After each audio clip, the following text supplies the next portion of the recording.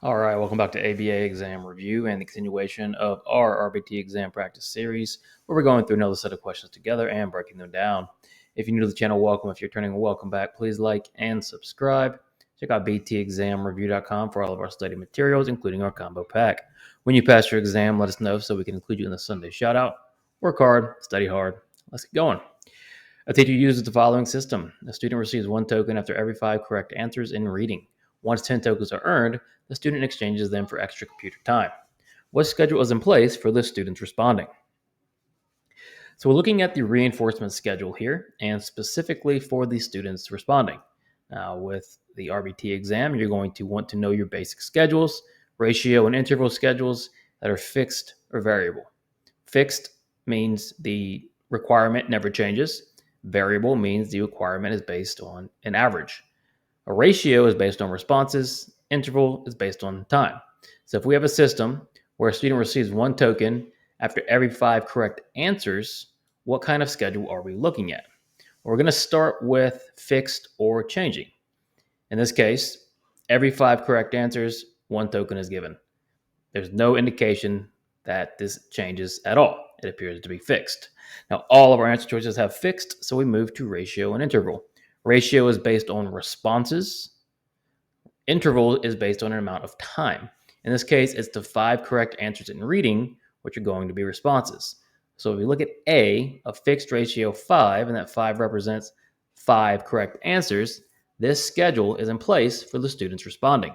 If you get stuck on a basic reinforcement schedule question, just break it down into fixed or variable, ratio, or interval.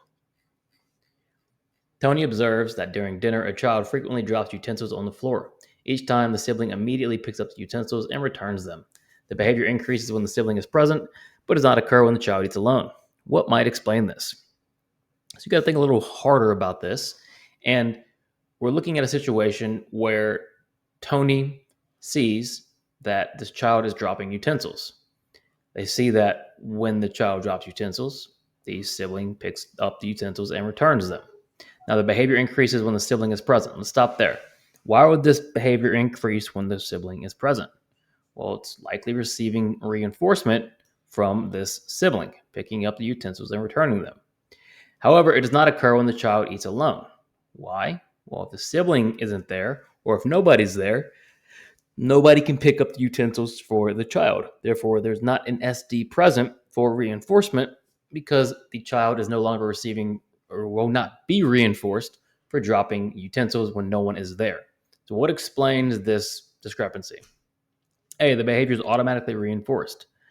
Automatic reinforcement means alone, by yourself. It is not a social consequence.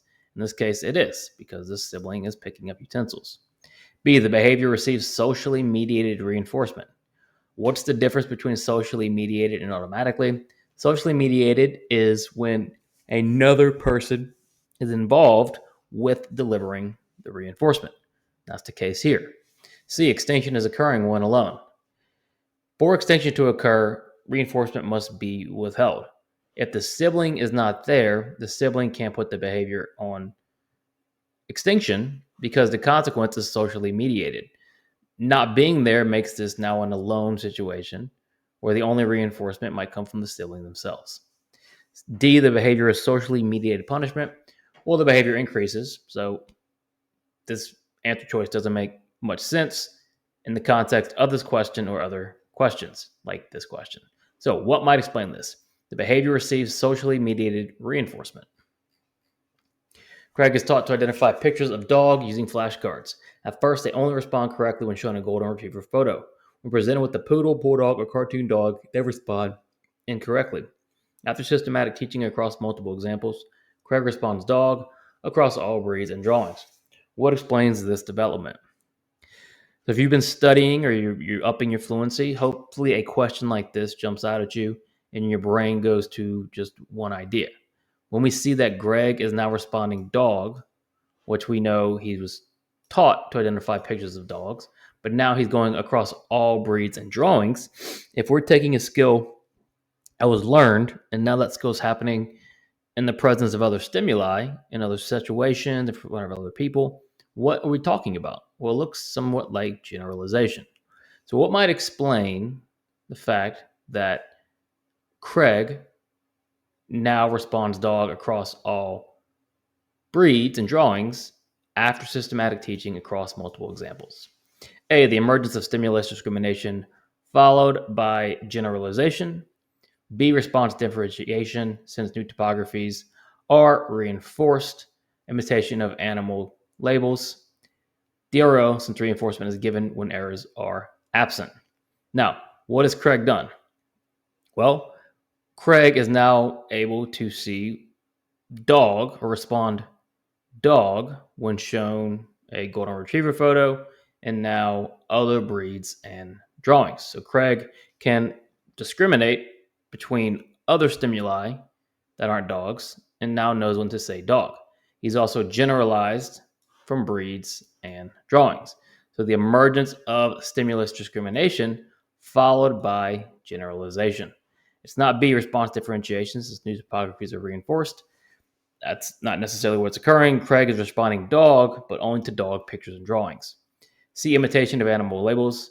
Craig is not imitating here. He's responding to the stimuli.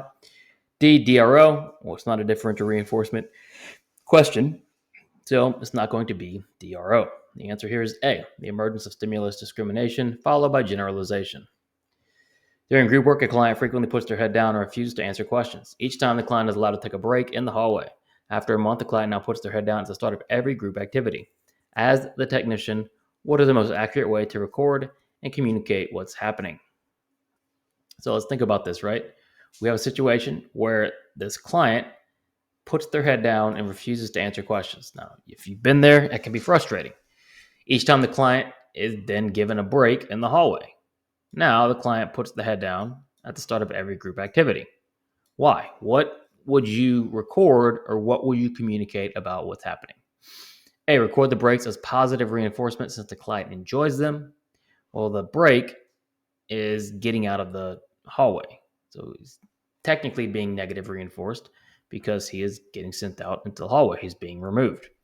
B, the client's behavior is no longer on extinction and is occurring more. Well, it doesn't say that the behavior was on extinction and they went backwards. C, negative reinforcement is leading to more instances of the behavior. It would appear that negative reinforcement is playing a part in more instances of this behavior. D, punishment is no longer effective for this client. Well, they don't necessarily mention punishment either. So a lot of red herrings in this particular question, but we're going to focus on what the question is asking and answer to the best of our ability. Negative reinforcement is leading to more instances of the behavior.